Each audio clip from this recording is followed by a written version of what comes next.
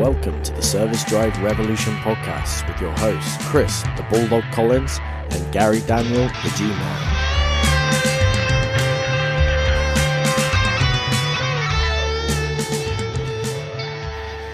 Welcome everybody to Service Drive Revolution. Today we have a very exciting show for you, the big show. We're going to talk about the top 5 ways to train your team, and some of them are going to surprise you.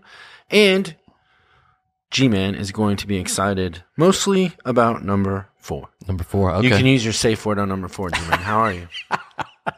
I got a couple. It's going to get a little racy on number 4. We're going to put you in a maid's outfit, maybe. Something's going to happen in number 4. You might get tied up. We'll see. My life's in like a downward spiral of embarrassments. Some people would think that this is an upward swing. It's all context, bro. you could take it the other way. There's a lot of people that want to be dressed up in a maid's outfit and have a safe word. Oh, man. I got some hits. Like, there were some comments on the safe word. The funniest one was your wife. People thought that, my wife went crazy. We're gonna your kids, your daughter's boyfriend. You've offended the world at this point. Do you want to attack our president? Do you want to just go after Trump? It's just every nationality and just go after all of them. I just leave nothing, no stone left unturned. I'm just like an open book. Your heart's in the right place. Yeah. I might have had some few inconsistencies in my stuff, but other than that, I'm fine. We have a little saying around here is training isn't something we did, it's something we do. You want to do it constantly. We have some really good insights, stuff that you probably have never thought of. I know a couple tricks that I've used over the years to train, make it fun, and get your people involved. Although one of the 5 should be buy our stuff, it's not. So that should be on the list. That should top the list. Yeah. It's our show, isn't it? Yeah. Buy our training, but that's not in the top 5. Nah. We should start off with a little plug for our boy. So a couple of our rock stars here, Mario and Jair, the trainer extraordinaires, coaches, and just all around badass guys, right? Mm-hmm. Did a contest. They hijacked our Facebook. I didn't even know they did it until that afternoon, because I don't know if I would have done it that way, but it ended up being pretty fun. So what do you know what the contest was? It was the best. Whoever shared their picture of their beard the most? Yeah, so they had to put a picture of their beard up on Facebook, and whoever got the most likes and shares, I think it was. Is there any way for us to conquer the world like we're going to without social media? No. Yeah. I'm so afraid of you were going to say. Twitter is here to stay, my friend. So they had a contest, the most shares for a picture of a beard. Mm-hmm. And so or should I go backwards? I'll go backwards. Doug Waltz was number 3. Dougie from Indiana. Love Doug. Actually, Doug Waltz the second? I didn't know he was the second. I didn't either. So he's getting we're, our friend Homer, who cuts our beards. And also has a beard oil. Really weird, but okay. What do you mean? Cuts our beards. He just cut your beard yesterday. He did. It's a reality. It happens, but it sounded odd when you said it. That's all. Should we not tell people that we get pedicures and manicures together? Because we don't. But you want to. I'm getting my makeup done with Lindsay. I'm getting my beard cut with Chris. He is the best, Homer. The greatest. He donated his beard oil, but he went a little over the top. So I want to show this. I want to give him a plug because this literally is like $300 probably worth of stuff. Oh yeah, at least. So he has these handmade beard brushes, and if you're listening to this and you're not watching it, go and watch the actual video of this because they're unbelievable. So this is a real horn. He builds these. So one side of this is bristly, the other side is soft, but it's amazing on your beard. Then this, the comb is off the hook. What is this made out of? He took a bandsaw and he handmade this comb. Yeah. I wish everybody could see this. But it's like a horn. What do you think this is? I don't know. Like an animal died to make this. Yeah, for sure. Yeah. And so it's a beard comb. Just so PETA is aware. We don't condone it. Yeah, nor did we harm any animals in the making of this podcast. When I saw this, I was like, I want it. And so I bought this from him, and just feeling like, man, he donated 3 of these. I know. So I wanted to buy one, and he doesn't have any left because he gave them all away. So then you got that. You got the comb, And then in this cup, and I don't even know what this cup is, but it's just dope. It's like it's unbelievable. Some sort of horn. And then he has this towel that is like made in America, like, you know, I don't know, he said it was the longest running He says the oldest textile mill. Yeah, the oldest running textile mill in the United States. It's unbelievable, the attention to detail. And then his beard oils, each one has a different combination, but this one has his Krampus beard oil, and these are the big ones too. The big mamma jammas. This is Spring Fox, and then this one is Whiskey A Go Go. Oh yeah, there's one in here he said that was Netflix and Chill, which is like orange and popcorn and something. But he said it smells like buttered popcorn, which he said was but with orange, so it like kind of is clean too. A little citrusy, yeah. I'm bummed these are sealed because I wanted to smell them. But even, do you see this attention to detail here around the top of his beard oil jar? He has leather. So when I use these in the morning, like the beard oil gets in the leather and it's just kind of cool. It smells. It's unbelievable. He's the greatest. Homer, thank you so much for doing this. We need to promote him on all our social media. We need more clients with beards so he can sell his stuff. But Homer Cuts, you can Google him. He's on Instagram. He's everywhere. Definitely the hairstylist to the stars here with beards. But he's amazing. So Doug is getting one of those. And the second place was Anthony Neri. And then first place was Eric Hodge. So you know how long it's been since I've had a haircut or any kind of like manicuring by a man? A day. It happened yesterday. I was there. Before that, I'm just saying it's a whole different experience. I mean, Homer does an amazing job and I love him, but it's so funny. Like when you go to a woman to get your hair done, it's a very gentle and soft experience. And you go to Homer, he's like slapping you around. Like he wants your head to move. He doesn't give it a little nudge. Like he just wrenches it. Like he's like up, down, over. He's like, it's a rougher experience. That's for sure. Really? Yeah. You didn't notice that? Well, you've been going to him for a long time. Yeah. I don't know. That's funny though. Like that's where you and I kind of differ a little bit, I think, because I won't get a massage from a guy. Oh yeah, I don't really. Have, Gary. I have, but it's not my. I have it's not. not my my cup of tea. But and again, it's the same thing. Like it was like a deep tissue like sports massage, and I like came away painful. Like I want to melt out of the massage table.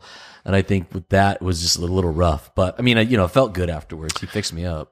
Like, whenever I've gone to, like, a 20-group meeting or an event or some sort of retreat or something, I'll call the spa to make an appointment, or I'll tell somebody to call, and I'll be like, I want a female every time. And I know there's a guy here in the building that everybody loves, but it's not my thing. Man. I can't do it. I don't want to be naked with a guy getting a massage. It is. You're naked. It's weird. Yeah. You're naked. I get it. You're okay with that, though. Oh, man. What are we talking about? Training? I think we're talking about... Oh, let me talk about my bourbon bottle. I'm going to shift subjects here for a second. So if you're new to the show and you don't know, last October, I got Gary a subscription. The greatest birthday gift giver ever, me. Got him a subscription to like hand-pick different bourbons. And so every month he gets a new bourbon. He just got his new one. What's this one called? It is called 4-grain bourbon. 4-grain bourbon. Okay, open that dude up. I made him wait for the big show to start for him to taste it because he was dying to taste it. The cool thing about this, I think it's called the Tasters Club. The cool thing about this thing is they only do small batch bourbon. So like this one is batch number 10 and it's bottle number 506. So it's all, they're all numbered. They're all individual, very small batch, hand-selected bourbons. I bet you I know what it tastes like. It tastes like wood. It tastes like licking an oak barrel. It tastes like honey and maple syrup. Honey? Sweet. It's got a little sweetness. Ooh, that one's good. On a scale of 1 to 10, well, give me the different flavor profiles. Do you like your Sauvignon, like it's got cherry and tobacco, a little vanilla? Wow, that does have like a weird vanilla flavor profile. It's good. It's really smooth and sweet. It's good. It's really good. It's almost like there's like fruit in there or something. Yeah, like sangria. Yeah, it's I don't know. It's hard to put my. I'm gonna have to, Let me taste. I'm gonna have to sip it a little bit. But does it taste like an oak barrel? No, it's not. It's not very oaky. It's also not very hot. Like, it's really smooth.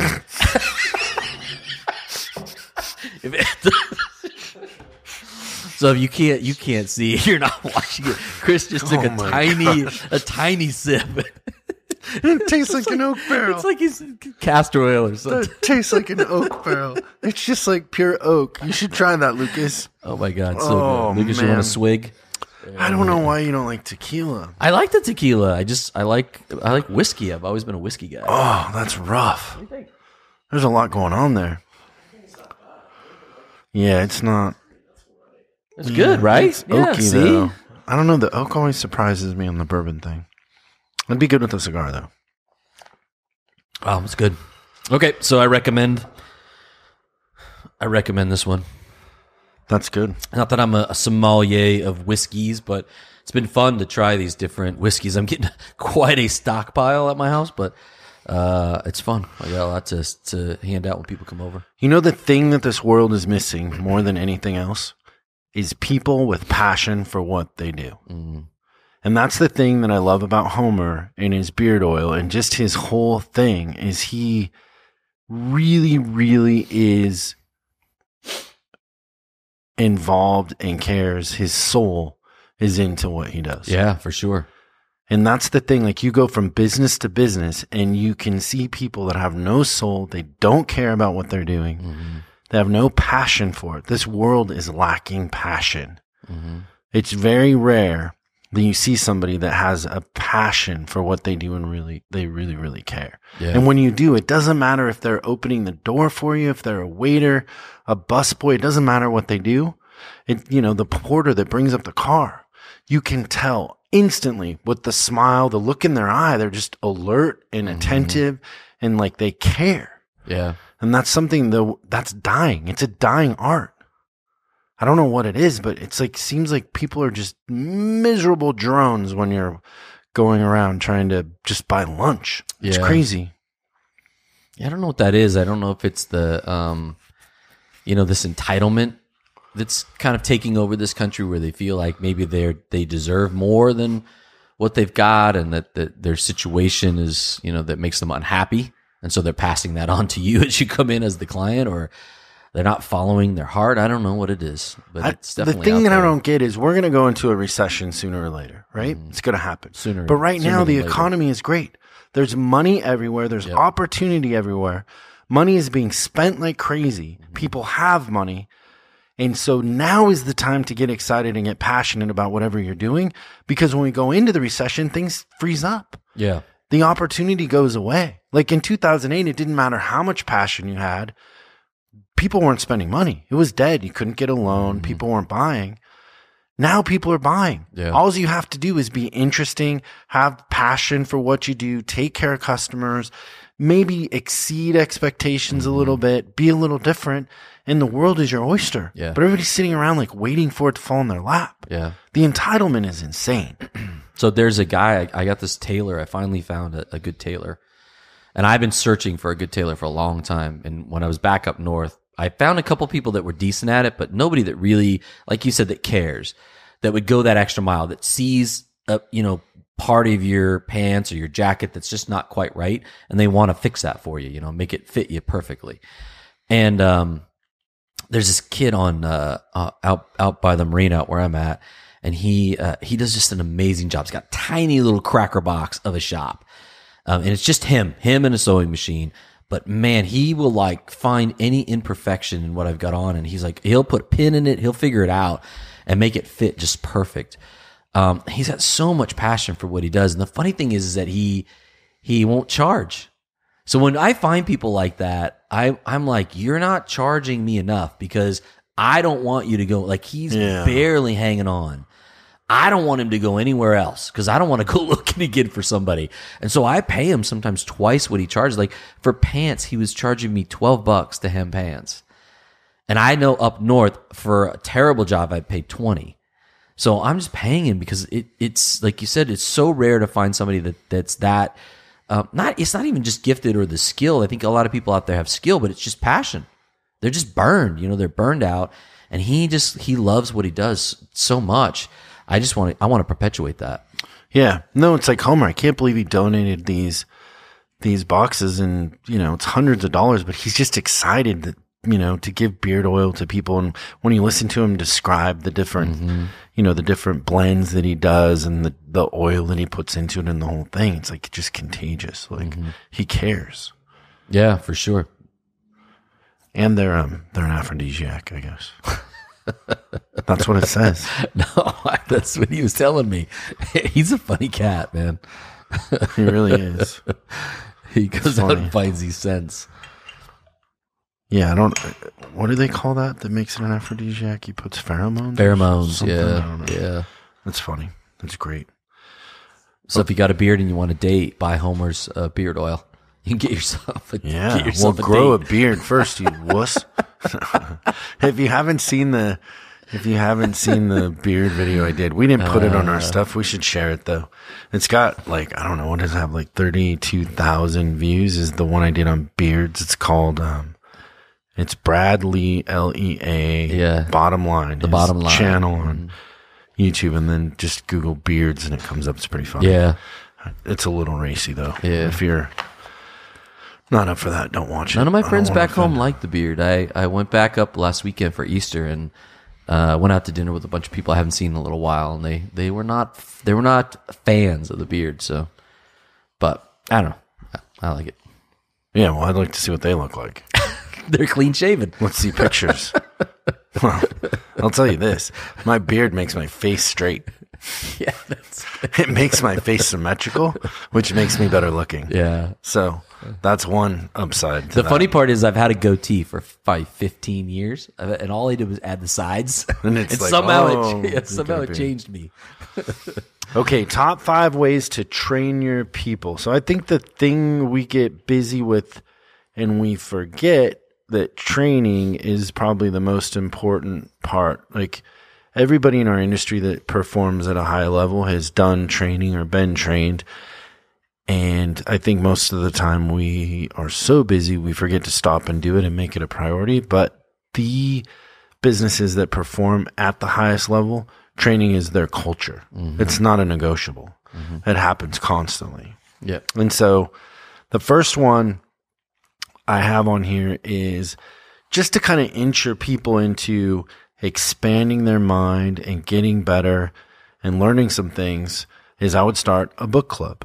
And so the way that I set up a book club is you could do it with your advisors, with your managers, however you wanted to do it, but it works best with 4 or 5 people minimum. And take a book that you like, that you read, and assign a chapter to everybody in the club. And then say, hey, you got 30 days to read it, and you're going to come do a book report about your chapter and present it to everybody.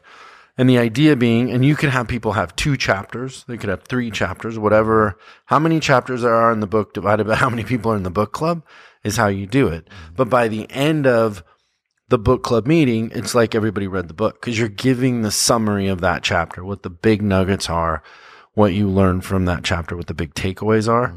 And then, in an hour or so, you've had a discussion about a book and you've taken the highlights away, but everybody only had to read a couple chapters. Yeah. And most of the time, if you pick the right book, probably half of them read the whole book, which means that you're picking the right books. Yeah, because the context of one chapter, you almost have to read a couple forward, and then you get interested and you read the whole book typically. Yeah, but there'll be the ones that'll only read their chapter, and that's it. Right. But still, that's better than nothing. Yeah. And they get to hear the summary of the rest of it. Yeah, the great part about that is you get a different perspective on the book too, because you'll read a piece of material and you think, okay, well, I've taken a lesson from that, and somebody else will have observed something completely different, and they get to offer that up. And so it's always great to have that, conversation around the material. Yeah. And so if you want to inch in, a couple ones that I think are good for that is just Wooden, the book Wooden. It's the purple one. Is a really good one to kind of start there, I think.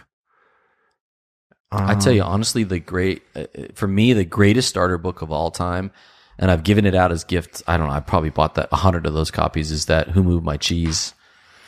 That's a great book to have a discussion over. It's simple, but it's got a really powerful message. You know who moved their cheese?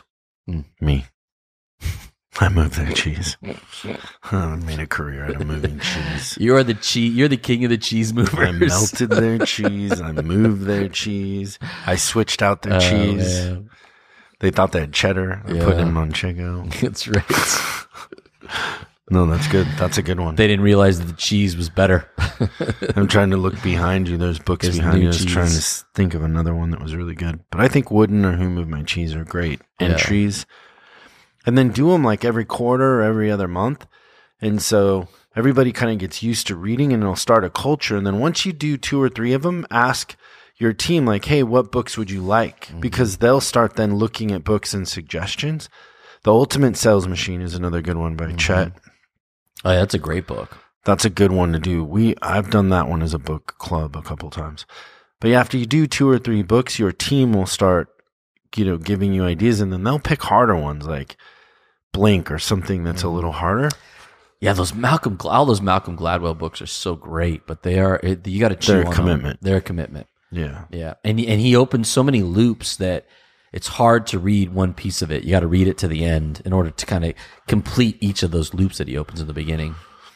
Okay, the number 2 one I wrote on here is to bring in a fresh face. Mm-hmm. And so bring in somebody from the outside that's performing at a high level or as a trainer, but is a fresh face that's going to hold them accountable to reporting back and training. So you could go find the top advisor or salesperson somewhere else to come in and talk to your team. You could hire a trainer to come in, but always a fresh face. What happens for us, and this happens to us, right, is we become dad to our employees. Yeah. And so when we're teaching them, it's like we're lecturing them almost like dad. But when somebody fresh comes in from the outside, they're like, oh, that's a great idea. Did you hear what Taco over there said? Right. Yeah. I'm going to pick up the phone. Yeah. I'm going to smile on the phone. You're like, I've been saying that forever. They're like, oh, no, but the way he said it was so much different. So having a fresh person come in and doing it doesn't necessarily have to be something you pay for. You can find somebody and you can share back and forth. But having speakers from the outside come in is always a good. Yeah, there's always somebody in your community, maybe even somebody maybe even part of your family, maybe a friend that could come over and has a business or does something, and they could come and talk to your team. But I think it's closer than what you think. I think sometimes we're shielded to that. We know these people too, and so we don't necessarily put them in a high regard or high esteem. But if they're running a business or they're leading an organization, they got something to share. Yeah, and you can have, let's say there's a restaurant that you go to lunch to all the time. You can have the owner of that restaurant come in and talk about customer service. There's plenty of trades that you can do across, with people that you're doing business with. You could have the person from Enterprise Rental Car come in and talk about customer service and what they see. But it just opens up the conversation and they see it from a different perspective. Yeah, we had Eric come in from the liquor store. He did an amazing job. The way he ran that business was just, there's lessons in everything that he did. I thought it was a great talk. Yeah, we always do that for our elite coaching group. We have different speakers from different industries come in because, the managers in elite, they don't want to hear about hours per hour and effective labor and CSI. They got that mastered. Yeah. And so at the top end of our coaching group, we'll have people come in from, we had somebody from a clothing company, a liquor store. You had the D-Lin, the sommelier come in. But we always try to mix that up. We had social media. Yeah, that's right. The social media, yeah. So it's good. Melanie came in. The third one, top 5 ways to train your team. The third one is, and I think that we miss this, is everybody in your business is in the business of sales. Oh, yeah. And they should be reading books about sales. You should be talking about how to sell. You should be sharing the numbers on sales. You should be asking them, how could we sell more? But I'll tell you, when we go into a service department and we interview everybody in parts and service to kind of do our deep dive, the cashiers know how to sell more. They know which advisors don't call back. They know which advisors customers hate. They know which advisors have customers that the cashier going, oh, why didn't you just do my breaks while I was here today? Well, I'll tell you why, because nobody called. Right. And so everybody in your business is in sales. The best business owners, managers are good at selling. And there's no way around it. Yeah, I always love that statement when somebody goes, "Oh, well, sales. Oh, well, I don't want to be a salesperson." And I always tell them, "Well, you're selling me on why you don't want to be a salesperson right now." Like we're always selling something, whether it's us or we're in direct sales where we're selling, goods or services to consumers, or we're selling our job or our boss on why we should get a promotion. We're selling our wife on where we want to go to vacation. But I mean, every time we're having a conversation and trying to influence somebody in our direction, we're selling. And it really doesn't matter what position you're in. So yeah, I agree with that. Everybody should be learning sales techniques. Yeah, I know a couple times just interviewing cashiers, they're like, what we get from customers a lot is, why couldn't I get my car detailed? Mm-hmm. And you're like, wow, we should offer that. Like they just, they know everybody in your business is in the business of sales. So have meetings where you talk about how can we sell more, have topics, and they're easy to pull or curate or pull up about selling, like how customers feel, the customer experience, anything that has to do with the customer wanting to pull out their wallet and spend money because of the value you create, not because they have to. Exactly. The next one is the one that is going to have you dressed up in a French-made outfit with a safe word. I'm anxiously awaiting. Role play. Arkansas. This is one that's always funny to me, and I know that you experienced this on the other end when you were a client, is role playing and listening to phone calls. So the funny thing is like most businesses record their phone calls, right? Mm-hmm. Yep. And you hear a couple bad ones and they're like, oh, we don't want to play it for them. Yeah. I'm like, no, we are going to play it for them. Right. Like why are we lying about this? A customer was on hold for 10 minutes and they were treated terribly. We're playing it for everybody. That cannot happen. It's unacceptable. Yep.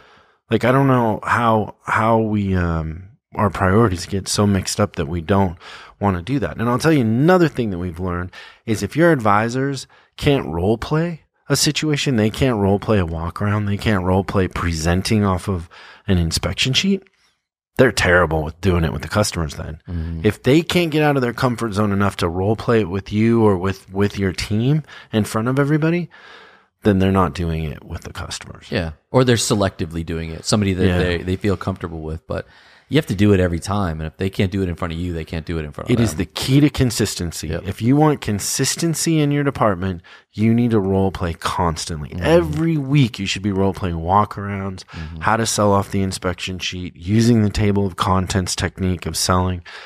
You need to constantly role play over and over and over again. And it's easy to do. You can give away a gift card to Starbucks, $20, whatever. It's easy. Yeah, you just have to commit to it. We used to have some sort of winner and loser, though. Yeah, I think it's fun to play a game and bet and have strategy, but you get a kind of a mock multi-point, and you just fill it out and then you give it to your advisor and tell them, sell it to me. Like it should be pretty simple because that's what they're seeing those 20 times a day, 15 times a day. So they should have that down pretty pat. And if you'll notice, they'll start stumbling a little bit. And it's a really good exercise. If you do it more, it gets really smooth. They start to expect it, I'll tell you this, in other industries that we have worked, they still use the old IBM trick when they interview salespeople of sell me this pencil. Yeah. And that's the old IBM trick. How they would interview salespeople is they would hold up a pencil and they'd say, sell me this pencil. Mm-hmm. And if they couldn't go into the value and create want and need, then you weren't getting hired as a salesperson. Right.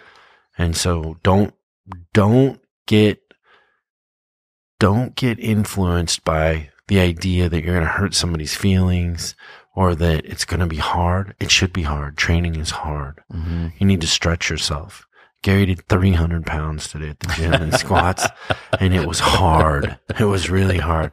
He was popping and snapping and cracking, but he did it because he's stretching. He's getting better. Yeah. Didn't you say at the end, you're like, that's the most weight I've ever lifted? Ever done in my life, yeah. Yeah, and it feels good. It was awesome. Yeah, it was fun. And it hurt, but it was fun. You're not going to create a customer experience and consistency in your business if you don't stretch yourself. And so the uncomfortable part is the most important part. Yeah. If you and your team aren't getting uncomfortable, you're not doing it. You're not trying. Mm-hmm. You're not training. Nobody trains to get better and doesn't expect some pain. Yeah. And to have to push through. They call that when you run a marathon, they call it the wall. You're not going to finish a marathon, but what is it, mile 22 or 21, you hit a wall? Yeah, it's pretty far out, but yeah, you eventually hit a wall. And you're going to have to push through the wall. Mm-hmm. And so this isn't even that. You're just getting a little bit uncomfortable and maybe embarrassed. But that's it. It's like that in cycling too. About 95, I think. Like you would think too, you're so close to the end, but when you do those century rides, you're doing 100 miles. When you get to 95 miles, like you just feel like you're done. Like you're so close, you're just like, okay, I'm done. And those last 5 miles are the longest of the entire journey. Like in the beginning, you're just having fun, and then you start to get a little worn out, and then you're like, okay, I could push, but it's that last 5 that really, really makes it difficult. So same thing. It blows me away when I'm in a dealership and I try to role play with advisors, and they're terrible, terrible, and it happens everywhere. Yep. Advisors, you think they would be really good at it, but that's the inconsistency. They're not offering every time, and they're not trying every time because they're not trained up. They don't have it like instantly there to tap into. It's a fight. And then if they can take the path of least resistance, they will. Yeah. Right. Then, the last one I have on here, which I think is good. And I was reminded of this the other day. I was watching a early little documentary. It's like 20 minutes of Steve Jobs when he left Apple and he was at Next.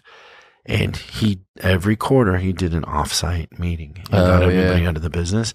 And I think the fifth thing and the most important thing is to get out of the business, get away from home field advantage, get everybody in a neutral situation and talk about how can we make the business better. And it could be for a couple hours for dinner. It could be on a Saturday somewhere. But get out of the business and sit around as a team. I would have all your techs, all your advisors in one room, somewhere off site, and talk about how do we get better, and then train, role play, go through it. Yeah, I mean, getting out of that environment, like and being in a different space will make you think about things differently, look at things differently. You get to slow down. You're still in work mode because you're with your colleagues and you're talking about work, but it's not that same kind of pressure cooker as when you're in that environment, when you're at work and the job is happening. And so everybody gets to kind of slow down, take a look at it, and it really has a huge impact on your ability to problem solve, and like think outside the box. And you want to grow your business, you want to come up with new ideas. I mean, I come up with the best stuff when we're off site like that, thinking about it. Yeah, no, and like so we have a thing coming up, and there's a new guy kind of in charge of this big dealer group that we have as clients, and we're doing a coaching meeting, and he wants to have the coaching meeting in a dealership in Texas. So he wants us to come out to Texas and do it. And I'm like, no, it's got to be in a hotel somewhere. Yeah. If it's in a dealership and all those managers are there at the dealership, there's going to be interruptions. They're going to be thinking about business. They're going to be thinking about sales, and they're not going to step back. Yeah. The reason why our boot camps and our coaching meetings are so successful is because you're away from all the noise, and you can train, you can pay attention, you can really get involved. I mean, I think, beyond that, take everybody's cell phone away. That's something that I've been thinking about starting too, is like for part of the day, no cell phone and no texting, like be 100% for a couple hours into the meeting and into what you're trying to get out of it, and really get better, really learn and pay attention. And so getting out of the business, there's no distractions. There's no voicemail. There's no customers. There's no like, hey, we lost the keys to this. It's just 100% you focusing on the business. Right. Exactly. Yeah. It's important. Yeah. And it works. I think it's critical. I mean, even if you do it for a day, just get your people off site for a little while. So all the good impact. We've been in hundreds of dealerships and service departments, and the thing that we've seen over and over again, and just to kind of recap and bring this full circle, is the ones that are the most successful are the ones that are looking for training. Yeah. They're not the ones that we call and sell on training. They're the ones that call us and go, hey, we want training, come. Yeah. And they're like, let's do it. And they're 100% committed. And those are always the guys that are expanding, buying more locations. I mean, it's so funny, but it's easy to point out from our perspective. It's funny because I think their defenses are up. I was just talking with our new guy, Richard, and he was saying it, when somebody says, oh, we're good, we're all right, things are okay. And he was telling me, he goes, is that how you want your business to be? You just want your business to be okay? You just want your business to be all right? You know, it is that thing where when you're thinking about training and doing more, you're thinking about growth, you're thinking about prosperity, you're thinking about more locations, bigger facilities, adding in more techs, doing whatever it needs to do to grow and scale. And when you're doing that, you need help. You need tools, right? You need a community, you need support. You got to figure that out. You got to have some new assets, some new resources that you can draw from if you want to make those things happen. Yeah, and to some degree, you're sending the elevator back down. Your most talented people are sharing with your least talented people, and you're sending the elevator down to pick them up. You're pulling them up. Exactly. And so you have to have some sort of training, some sort of format to get the conversation started and get them improving. And then all ships rise. Yeah. When you're training, you get better in one area, you're going to get better in a bunch of areas. One person gets better, everybody's going to get better. Exactly. But nothing starts to get better until you start training. Yeah, for sure. And that's the key. Yeah, and do something. I think the book club is a great kicking off point because you're learning, you're sharing, you're communicating. There's a lot of things that happen in that. I think it's a great way to get started. Yeah, it's good. So I hope everybody got some stuff out of that. It was fun. I did. I like talking about that. Training is a big deal to us. It's fun. A little whiskey. It's good. So thanks, everybody. I hope you guys have a great week. Sell lots of stuff. Have lots of fun. Make lots of friends. Collect customers. Yeah, absolutely. And subscribe. That's right. Hit the subscribe button. And we'll talk to you soon. Thanks. Thank you.